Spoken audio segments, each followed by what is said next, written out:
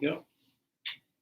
You're live over here. And there, everywhere. We're live. I felt like Robin Williams off The Genie, just barely. Yeah. Well, welcome everybody to Monday Night Live. The best night of the week.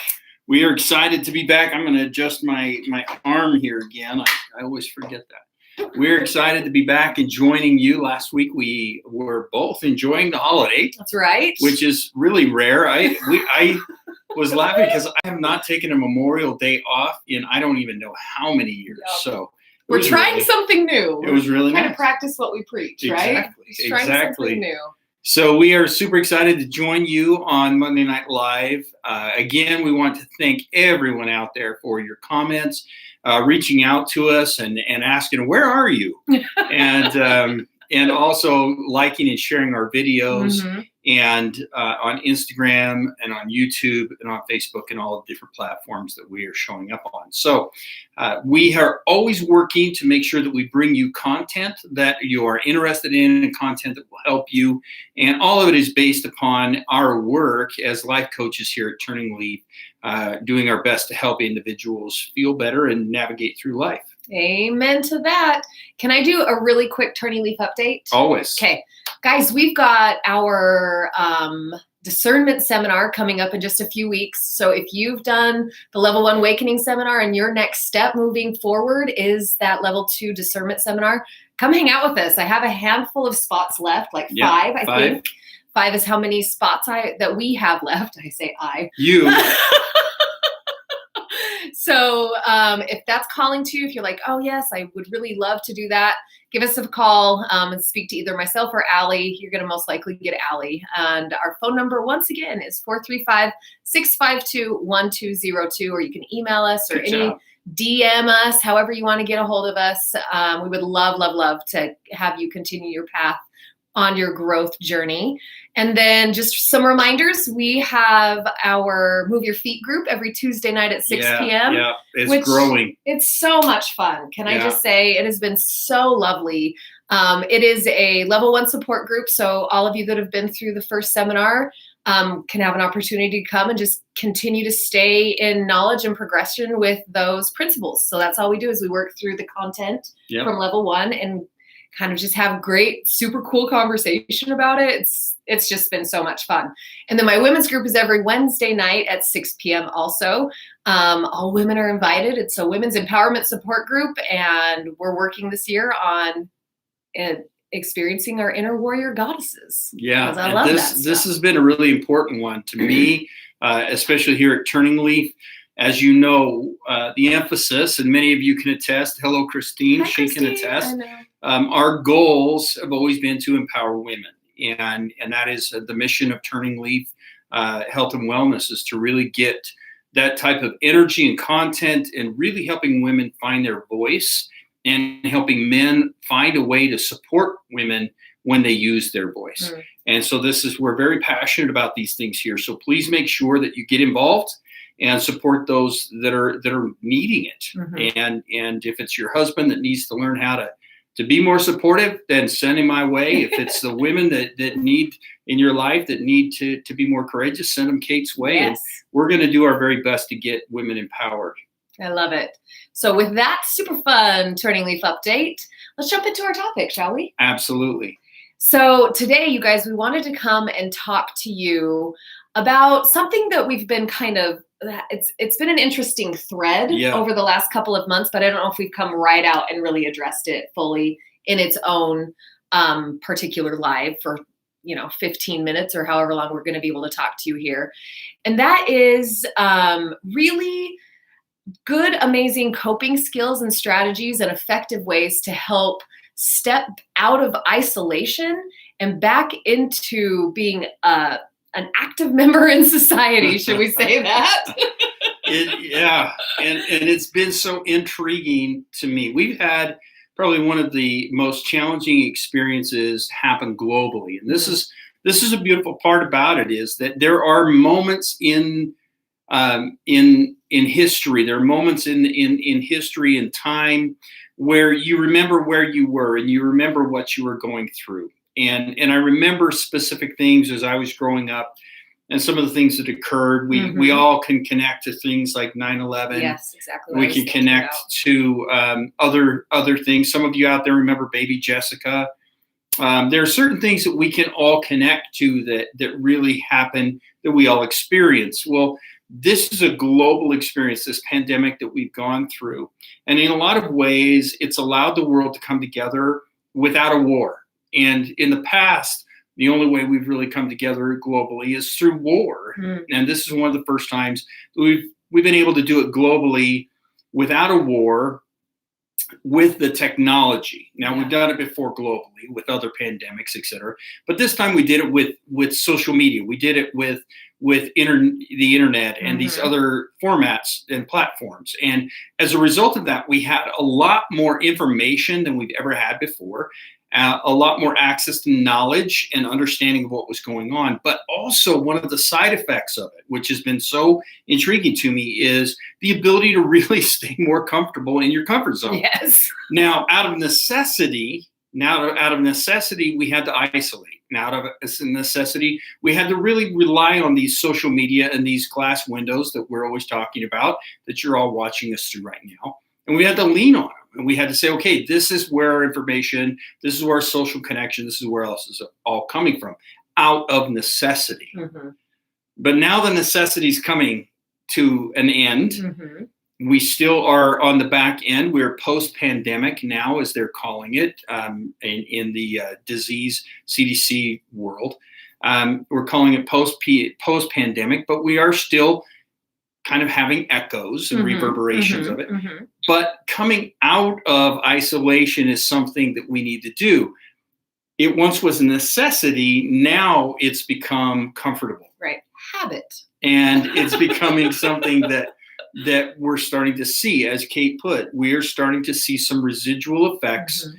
And those of you that are watching, you know exactly what I'm talking about. Every single one of us out here in the world have been touched in one way or another through and by isolation, and it's all impacted you individually. And I think something that I'm just reminded of, I think it was 3 weeks ago or so, we were talking about a different topic. But I think one of the trickiest things when we are isolated so much like we have been, and then it becomes habit, just our normal routine, we've made our comfort zone super cozy. We've gone in and there's like so many plush pillows and we're just like eating Oreos all day in our comfort zone, just loving it in there, right? Oreos are good. They are good. I know you love Oreos. But it doesn't give us a really good, accurate view of us. And that's what we had talked about a few weeks ago, is our ability to actually see ourselves correctly gets really skewed when we're not out bumping up against our brothers and sisters, our fellow humans in society and in our communities. And all we have is our cats, in my experience, and the social media, right? Or your little family unit, whatever it is that you do live with, to be able to kind of give you that mirror of yourself. And I think that's a huge piece to this idea of, man, we really do need to start, we're going to go over taking healthy risks and really get out there and learning how to create new boundaries and all those kinds of things together, because we need that perspective for ourselves. Absolutely. And here's the challenge, is for us, it's very, very comfortable because in a lot of ways we feel like we're getting the social interaction we need, in the sense that, and granted, if you go back to some of our pandemic, the videos we made during the pandemic, we were saying, hey, socialize through social media, socialize through Zoom and all those things, because that's all we had because of what we were going through. But that's what we got to be careful we don't fool ourselves into thinking that that's enough. And so a lot of times I hear clients, they're saying to me, well, I do Zoom calls, or, well, I'm watching, content that's not just social media. I'm watching, Net Geo and some of these other things. And so we start to create this belief system that that's enough. But the reality is it's not enough, because we are not meant to just rely on 2 senses. We have 5 senses for a reason. So we have sight, smell, taste, sound, and touch. And these are the senses that we need to experience and we need to be using. And when we are just isolating, looking through the glass window, through the television screen or the tablets or the phones or the computers, we're only using two. Mm-hmm. And that's sight and sound. Now, granted, that is some interaction, but we need to really be engaging in the rest of the world. We've got to get out. And nature is a big part of that we need to get involved in. We've got to get our feet in the mud. We've got to get our toes in the grass. We've got to be out in the water, in the swimming, in the ocean. We've got to be involved and engaged and really pulling in those other senses that we're not pulling in. Because the result of that is an increase of depression right now and an increase of anxiety right now. And this is what we're kind of in a mental health crisis, as we all know, as a result of the isolation, because we're trying to stay comfortable. Mm-hmm, absolutely. And I love that you bring that grounding piece in and the five senses piece. It's so perfect. I think that one of the biggest things for us when it comes to that five senses bit is it helps us get into our bodies, right? When we're just like in the zone, in the YouTube or in a podcast, if you're like really trying hard at your consumption with your, all this stuff that we're looking at, then that's amazing and beautiful. However, you're just living in your head. Yes. That's all head, right? Yeah. You don't get down into that physical part of our body. And we're here in physical bodies having these experiences on this planet. So it just has lifted us into a place that isn't very grounded within us. Right. And it disconnects us, even though I love how you brought up, we've kind of fooled ourselves to continue to feel connected, which, like you said, we needed, right? Like we needed some sort of connection through all of this. Right. But to be able to now, as life is shifting back and post-pandemic, I didn't know that they were calling it that. Thank you for educating me on that. I love it. To be able to once again get back out into society and get back into your physical bodies and be experiencing life in that way is so vital to our health in all aspects of the word. Right. that will help alleviate the depression and the anxieties and the uncomfortability. That is a really the discomfort tongue twister. The discomfort. That's an easier word to say it. By doing that. And I feel like it's so interesting because stuff that, like, we're talking about this and I'm like, that was really so second nature, 2 years ago. Whereas now it's going to take a little bit of intention and practice to get back into that routine, I guess, for lack of a better word, incorporating it into our lives again. Well, and that's, yes. And the other part that I really hope that you're hearing is people, we have to be careful of where we're getting our endorphin release from. That's the bottom line here, is where are you getting your endorphin release? Are you getting it off of TikTok? Because TikTok is going to be one of the quickest, fastest endorphin release pieces that you can. You can scroll quick, you can get a buzz, you can get a burst. And we kind of get tuned in and we start going through the feeds, we start going through these things, but we're not getting the healthy endorphin release that we need by feeling, smelling, touching, tasting, interacting. Those are really where the endorphin releases that are healthy for our bodies and for our mental health and our nervous systems. This is where the endorphin release needs to come from.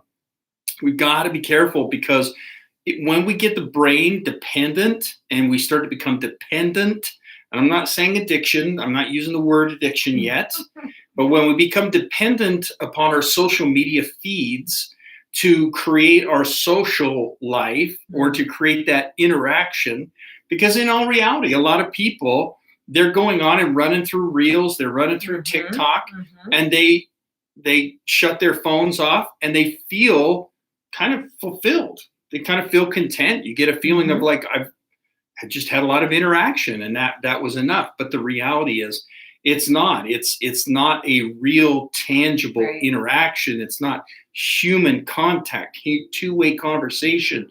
It's not tangibility of what we really need. Yeah, I love that. And that dopamine hit, right? That we get from it. It's so interesting how it can completely capture us. Yeah. And then just hours have gone by, right? Like I've worked Yeah. with so many beautiful young people who are trying to set boundaries with their phone into the evening because 3, 4 o'clock in the morning, all of a sudden they've been on TikTok for 5 hours and it's like, well, I got to get to sleep, right? Yep. It's this like beautiful early 20s, that launching phase of your life where you're figuring that stuff out, right? But I feel like that's been a big piece for all of us that we've once again sunk into out of the only option. Yeah, which is so funny because it used to be that you were out hanging out with your friends and running around town till 2 or 3 o'clock, and you're more like, oh crap, I got to work tomorrow. And then you're running home trying to get to bed. Now you're like laying in bed all by yourself. And you're still having the same issues. So it's not that the issues are different, it's how we're creating the issues that are different. Right. And so we've got to really make that shift to where we're having better boundaries, as you put it, that we're really creating an interaction. So one of the things I would challenge, and some of the things I'm challenging some of my clients to do, is to set alarms on their phones that are going off during the day periodically to kind of bring them back into a reality. So if you are an individual that's getting on your Reels or your TikTok or, other social media platforms, and you're just kind of running, you may want to recognize, like if I know that between 6:30 and 8 o'clock at night, I tend to kind of get stuck in that vortex, then I'm going to go through and I'm going to set some alarms that really kind of pull me out of that vortex, so to speak, and help me kind of make a decision. Do I just snooze the alarm and keep watching, or do I need to turn it off and step away? So really setting good boundaries with that, giving yourself a break, walking away. The other thing I really want to challenge everybody to do is to create social human interaction where you're literally talking to human beings around you. Not necessarily via the phone, unless that's absolutely the only option you have. But if you can see somebody's eyeballs to eyeballs, please do. Please engage as much as you possibly can with other individuals in your life. Even if you're just going out, standing on the front porch for a while and saying hello to the neighbor that eventually moseys by with their dog. I love that. And what I love about both of those things, Dean, is it has to start from a place of just really honestly looking at yourself, right? And I know we're always touting this too, but not in judgment, not to be like, I always fall into the TikTok vortex at 6:30 p.m. and then I don't get out of it until 2 a.m. I'm such a terrible human. No, but to actually look at yourself honestly and be like, okay, this is maybe where I need a little bit of regulation. Maybe I could follow Dean's advice and put some alarms and see how that works for me. It may work awesome for you and it may not. But if it does, then wonderful. And if not, then you get to be in discovery and figuring out what method you're going to need in order to be able to create more boundaries with yourself at that space in your day and with your activity, right? I was talking to a young man today who just like straight up deleted all of his social media a couple of months ago because he realized that it was consuming him completely.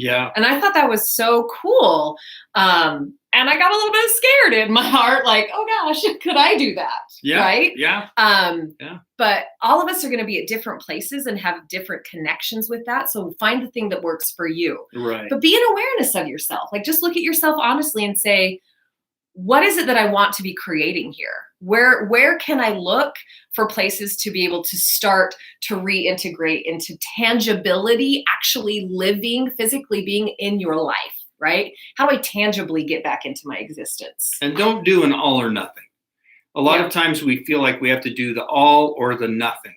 Like for some people it works. I think it's great. Well, you can delete all your social media apps and you can function that way. I think go all in on that. But don't just think, well, that's what I should do. Really feel in your heart, in your discernment, if that's something that works for you. But a lot of times we kind of do the all or the nothing rather than finding a healthy medium. So if the healthy medium is setting healthy boundaries, putting alarms in, those types of things, then do. But if it's like, hey, I've just got to remove the temptation altogether, then remove it. But the key is to really start to get yourself out of isolation, and anything that pulls you into isolation is where we've got to pay attention. what pulls me into isolation. Some people are struggling physically. Some people are struggling emotionally. Some people are struggling mentally, and all these different aspects of us that keep us from really socializing and interacting. We've got to find ways around that. Yes, absolutely. And with that, we are out of time. We are. We could talk about this all night, probably. So your challenge for the week, if you choose to accept it, then is to be in awareness of where you're at with it, and where are you able to put more boundaries in your comfort zone, especially in that scrolling time.